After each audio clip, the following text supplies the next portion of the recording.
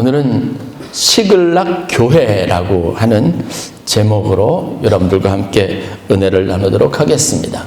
성경에 등장하는 한 지명을 오늘날 우리가 예배하는 공간 교회라고 생각을 해보았습니다.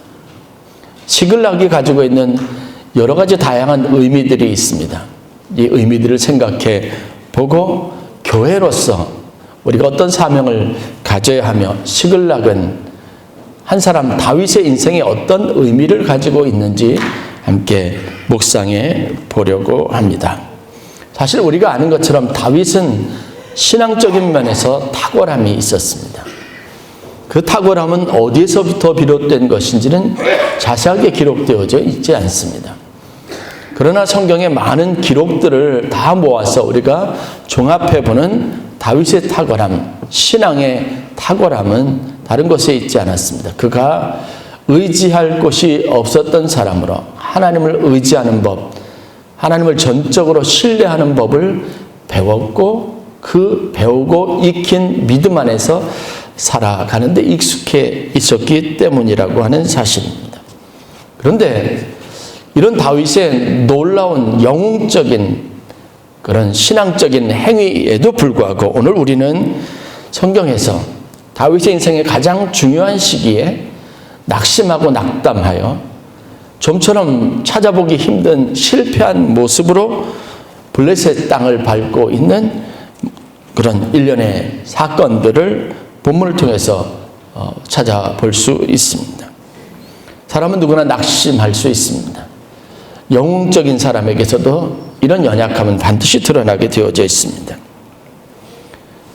저는 오늘 이런 다윗의 이야기를 통해서 몇 가지 신앙생활에 아주 중요한 교훈들을 얻고자 합니다.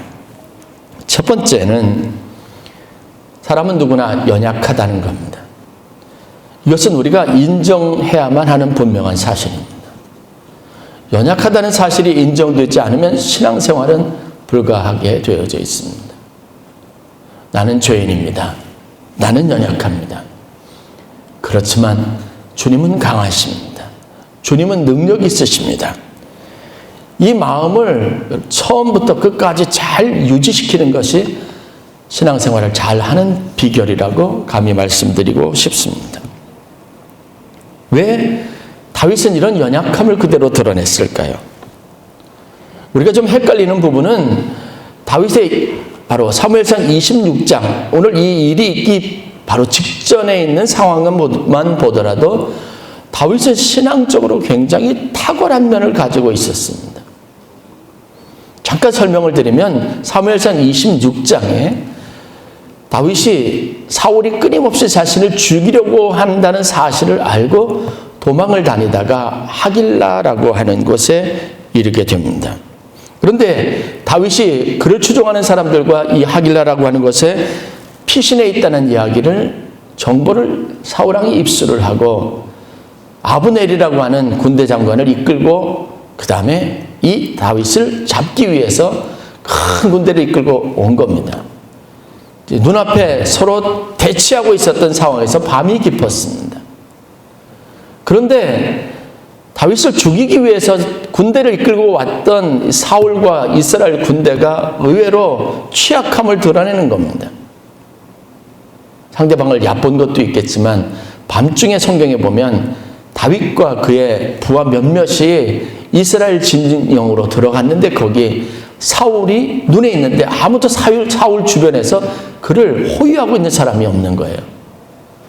이때 같이 갔던 무리가 군대 장관이 다윗에게 이렇게 말합니다. 왕이시여 여호와께서 사울을 당신 손에 지금 맡겼습니다. 이 이야기는 다윗에게 사울을 죽일 기회라고 말한 겁니다. 정말 그의 곁에까지 가서 그의 칼과 창 그리고 물병을 취했지만 아무도 몰랐어요. 그런데 다윗이 사울을 죽일 기회가 있었는데 죽이지 않았습니다. 그리고 밤에 몰래 그의 소지품들을 가지고 와서 그 다음날 아침에 사울 왕에게 이야기합니다.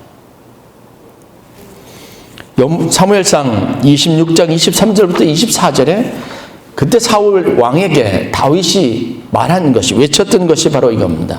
여호와께서 사람에게 그의 공의와 신실을 따라 갚으시리니 이는 여호와께서 오늘 왕을 내 손에 넘기셨으되 나는 손을 들어 여호와의 기름 부음 받은 자 치기를 원하지 아니하였습니다. 대단한 신앙입니다. 사람들은 분명히 이 기회를 하나님이 주셨다고 했습니다. 사울의 목숨을, 생명을 하나님이 지금 당신에게 맡겼습니다. 그렇게 말했습니다. 제가 봐도 그것은 분명한 것 같습니다.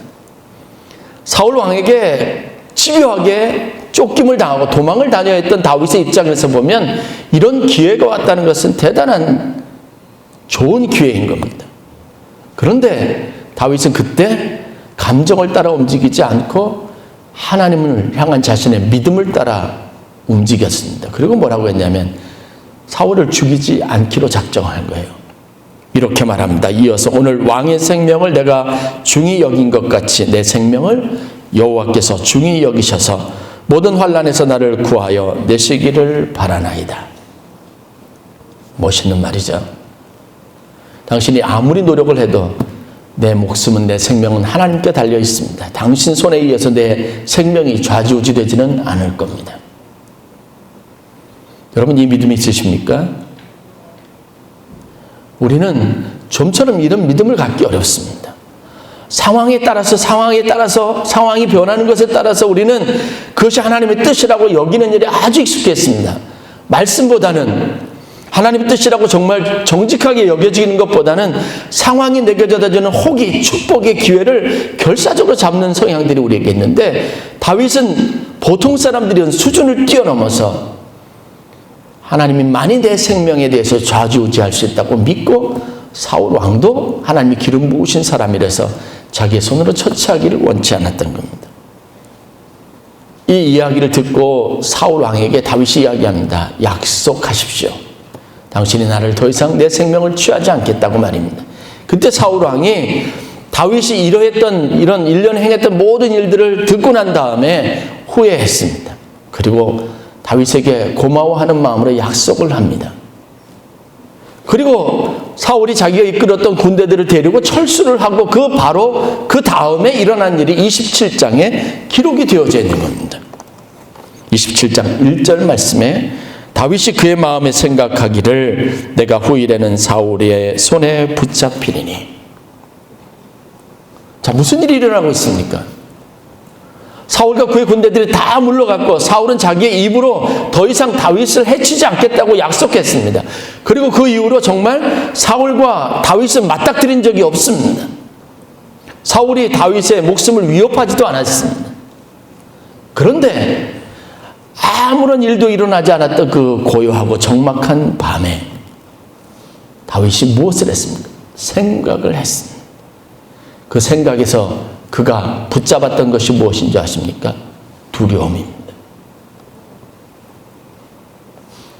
눈앞에 펼쳐진 어떤 구체적인 위협이 아니라 생각만으로 지금 다윗은 비겁한 사람이 되고 도망자가 되었습니다.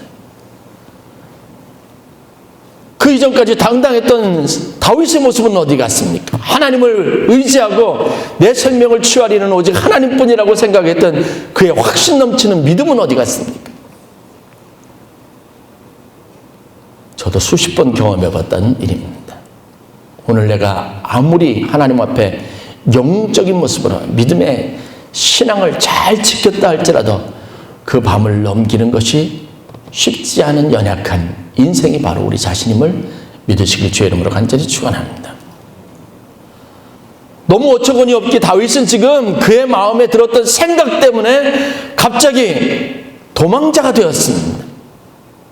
그것도 지금 그가 찾아가서 몸을 의탁하고 그의 생명을 구원하는 대상이 누구냐면 자신이 싸우던, 자신이 가지고 있는 신앙적인 전통 안에서 하나님이 엄격하게 더러운 벌레 취급하던 이방 사람, 그것도 블레셋의 왕에게 자기 몸을 의탁한 거고 있는 겁니다. 어떻게 이런 엄청난 결정을 내릴 수 있을까? 의아해하겠지만 그 시작은 그 밤중에 그가 가졌던 생각입니다.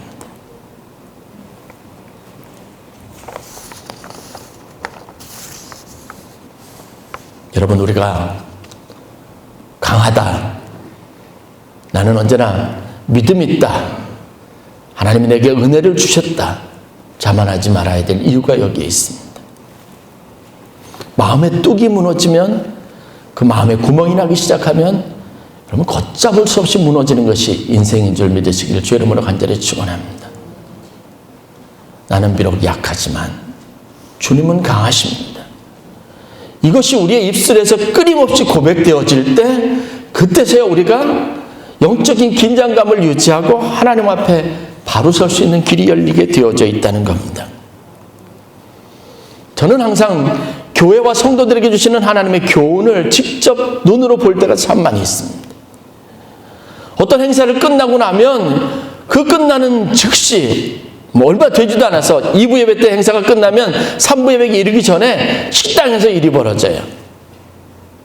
카페에서 일이 벌어집니다. 아주 잘했던 승리감에 도취되어 있는 그때, 우리가 무방비 상태가 될 때, 그렇게 우리가 형편없이 무너질 때가 참 많이 있습니다. 99가지 긴장감을 가지고 영적으로 승리했다 할지라도 그 다음 한 가지, 그것도 자동적으로 해결되는 것은 없습니다. 변화무쌍하고 간사하고 믿을 수 없는 것이 내 마음인 줄 믿으시길 주의 이름으로 간절히 축원합니다. 나는 약합니다. 한계가 분명합니다. 임계점이 있습니다. 이것을 극복하지 못하면 사람은 다 넘어지게 되어져 있습니다. 성경에서 엘리야라고 하는 위대한 선지자가 있습니다.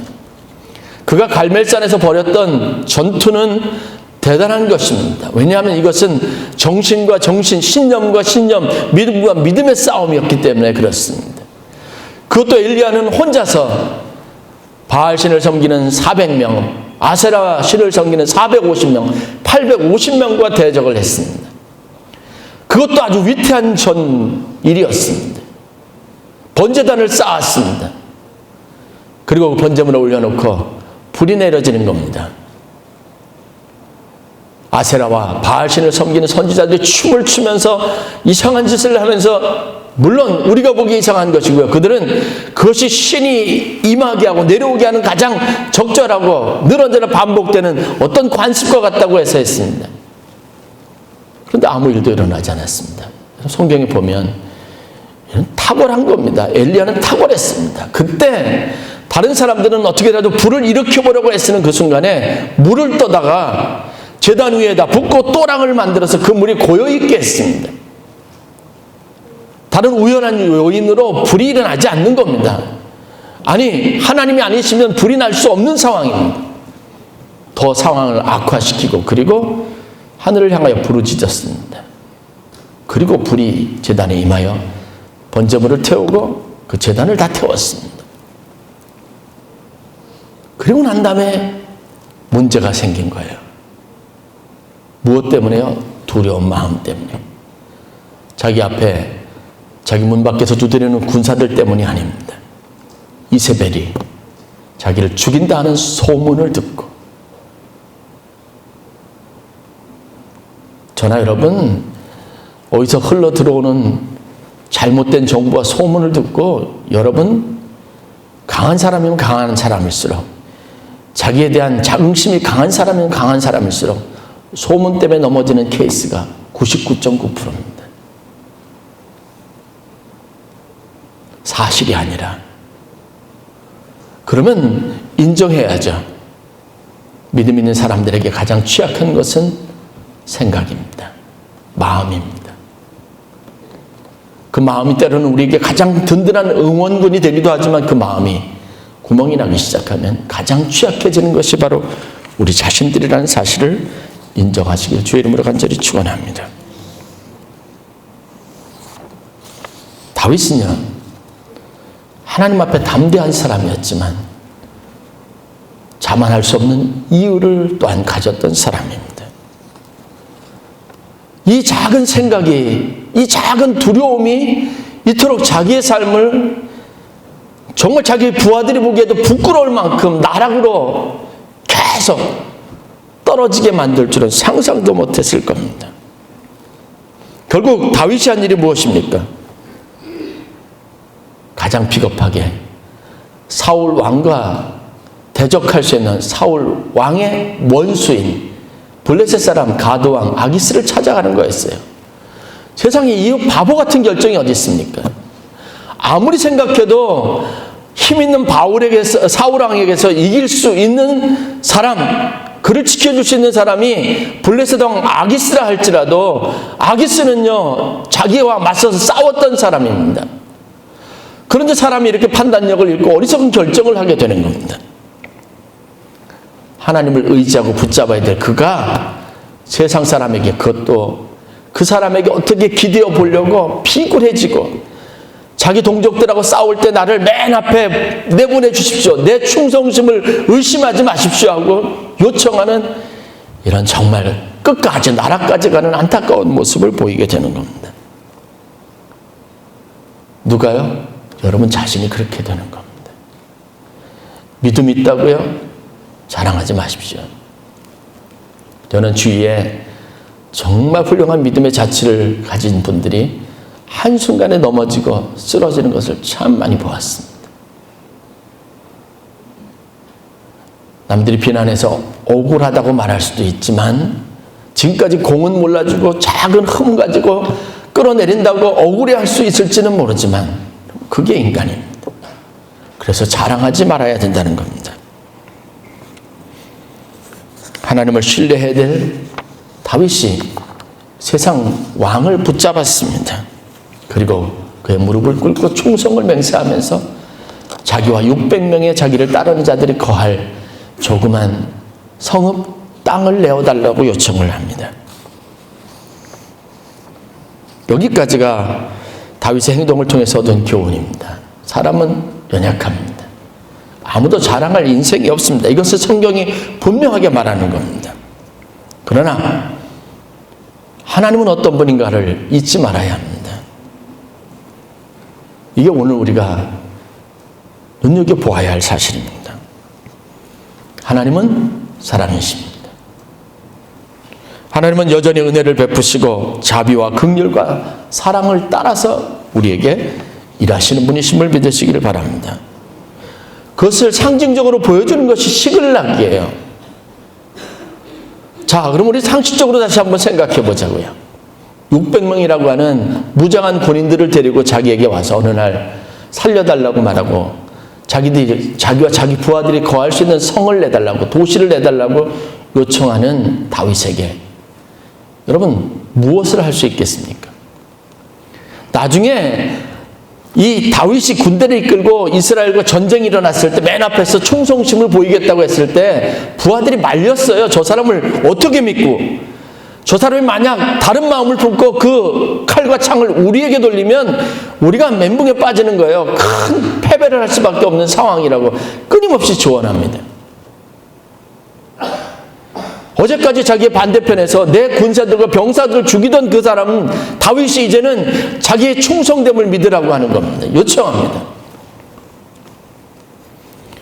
블레셋 왕 가드왕 아기스를 찾아간 다윗을 이해할 수 없는 것처럼 아기스가 다윗에게 시글락을 내어주는 것은 도저히 이해할 수 없는 겁니다. 이것이 바로 하나님의 역사임을 믿으시길 주의 이름으로 간절히 축원합니다. 오늘 우리가 읽은 본문 5절부터 7절까지는 아주 짧은 순간 다윗이 시글락 땅을 아기스에게 요청해서 그 땅을 허락받았다. 그리고 성경의 기록을 요약하면 이겁니다. 시글락 땅에서 그래서 다윗과 그의 부하 600명이 가서 살게 되었다. 그리고 그 땅은 블레셋 지경에 속한 유대인의 땅으로 계속 남게 됩니다. 그리고 7절 마지막 절이 무엇인 줄 아십니까? 다윗이 그곳에서 1년 4개월, 16개월을 머물렀다라고 하는 기록입니다. 이 짧은 네 구절의 본문은 굉장히 중요한 사실들을 세 구절은 우리에게 교훈합니다. 이것이 시글락의 하나님의 은혜와 하나님은 그에게 주셨던 축복의 땅, 회복의 땅이라고 하는 것을 보여주는 증거이기 때문에 그렇습니다. 16개월은요 어떤 의미를 가지고 있냐 하면 다윗이 그 시글락 땅에 있는 동안 정말 블레셋과 이스라엘 간의 전쟁이 일어납니다. 그 전쟁에서 여러분들이 아는 것처럼 사울 왕이 활을 맞고 큰 부상을 당해서 죽게 됩니다. 하나님은 실수투성이 믿음 없이 세상에 기대어 하나님을 버리고 세상을 기대어 나갔던 다윗의 보호자가 되심을 믿으시길 바랍니다. 오늘 우리가 교회가 가지고 있는 가장 희망스러운 소식은 무엇인지 아십니까? 어떤 죄를 저질렀든 어떤 사람이건 하나님 앞에 나오면 하나님이 용서해 주시고 자비와 긍휼과 은혜를 베풀어 주신다는 이 놀라운 사실입니다. 교회는 깨끗하고 정결한 사람들만의 공간이 아닙니다. 모든 세상 끝까지, 저 끝까지 나간 사람들에게도 마지막 희망이 되는 것이 바로 교회입니다. 제가 날마다 다짐하는 것은 여러분 무엇이냐면, 여러분 우리 교회에 오는 성도라면, 아니 와야 될 성도라면 그 사람이 어떤 잘못을 했던 누구이든 간에 어떤 문제가 있든 간에 품어주는 단 한 사람이 되어야 한다면 그것이 저라는 다짐을 매일같이 하고 있습니다. 왜요? 그것이 하나님이 교회를 세우시고 교회와 성도들에게 은혜를 베푸시는 이유이기 때문에 그렇습니다.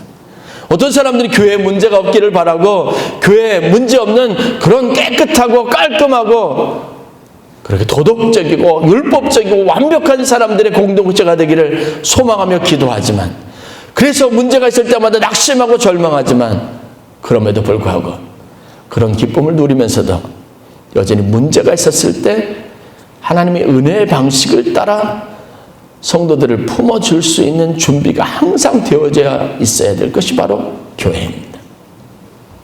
시글락은 하나님이 오늘날 우리를 위해서 세우신 교회와 정확하게 일치합니다.